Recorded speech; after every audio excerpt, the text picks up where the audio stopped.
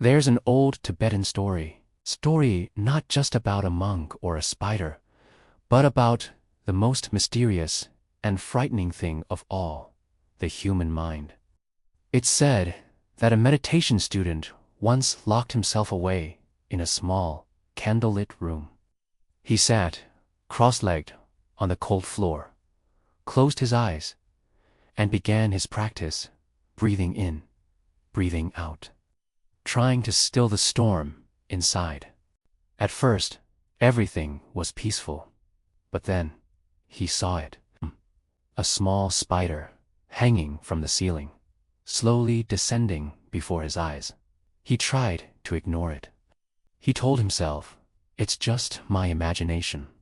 But the next day, the spider came again. And this time, it was larger. Each day, the spider grew from the size of a fingertip, to a palm, to a fist. Until one day, it looked enormous and terrifying. Its eyes glimmering in the candlelight, its legs stretching wide across his vision. Fear gripped him. He could feel his heart race, his breath tremble. Finally, he couldn't bear it anymore. He ran to his teacher, his master, and said, "Master, I'm losing my mind. Each time I meditate, a spider appears in front of me. It's getting bigger, day by day. I'm afraid it'll attack me. Next time, I'll keep a knife in my lap, and when it comes, I'll kill it." The master listened quietly, his eyes calm, unmoving. When the student finished, the master simply said, "No, don't kill it. Next time, take a piece of chalk instead. And when the spider comes, don't strike it, just mark an X on its belly. Then come back to me." Confused but obedient, the student returned to his meditation. He sat down, trembling slightly. Soon enough, the spider returned, huge, menacing. It hovered right before him. His instinct screamed to grab the knife, to destroy it, but he remembered the master's words. So instead, he reached out carefully and drew an X on the spider's belly. The next day, the student hurried to his teacher. "Master, I did it," he said. "I drew the X, but now, what does it mean?" The master smiled gently and said, "Lift your robe and look at your own belly." The student hesitated, and then slowly lifted his robe. There, right there, on his stomach, was a faint chalk mark in the shape of an X. He froze. His mind went silent. And in that moment, realization dawned. The spider had never been real. It had been him all along. A creation of his own mind. A shadow of something buried deep within.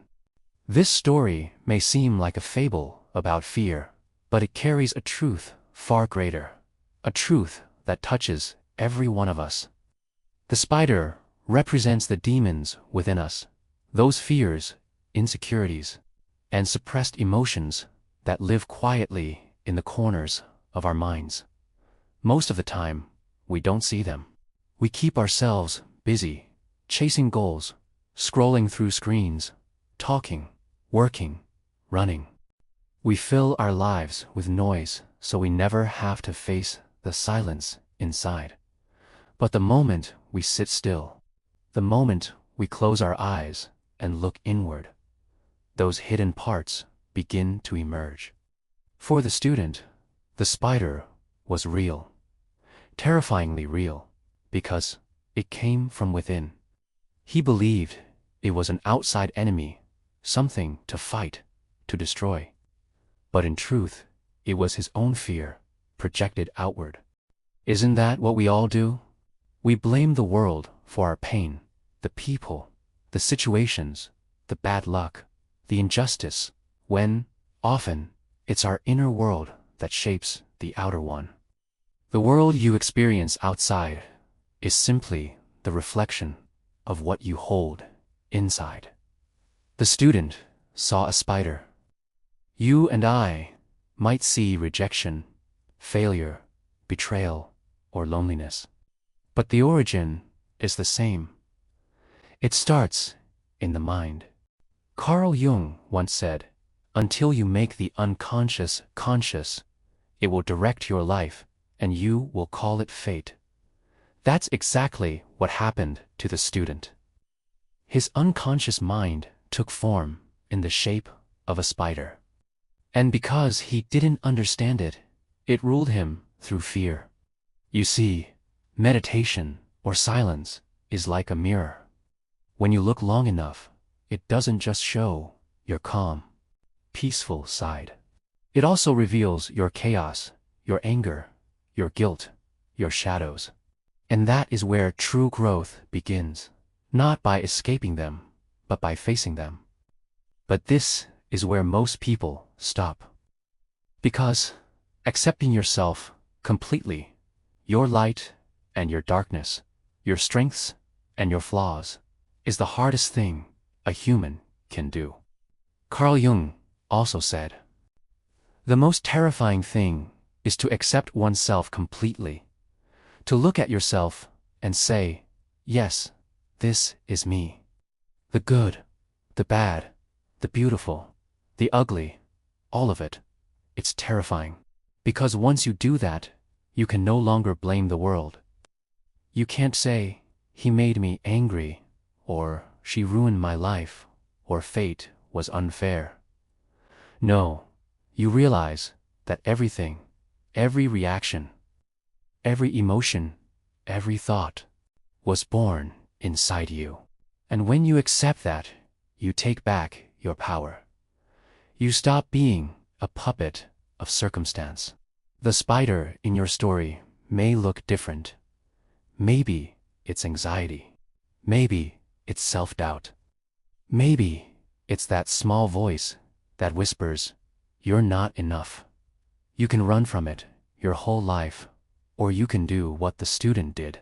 Sit down, stay still, and mark an X, not to fight it, but to recognize it, to say, "I see you. You're part of me." Because the moment you recognize it, it loses power. Awakening doesn't mean becoming perfect. It means becoming whole. It means knowing who you truly are, beneath the masks, beneath the fears, beneath the noise. It's difficult, yes, it's uncomfortable. But without it, we remain trapped, reacting to life instead of creating it. So, how do you make the unconscious conscious? How do you lift the veil?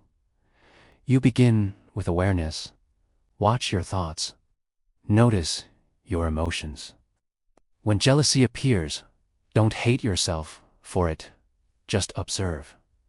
The moment you observe, you separate yourself from it. You're no longer the fear. You're the witness of fear. That's the beginning of inner freedom. That's how the spider dissolves, not with a knife, but with awareness.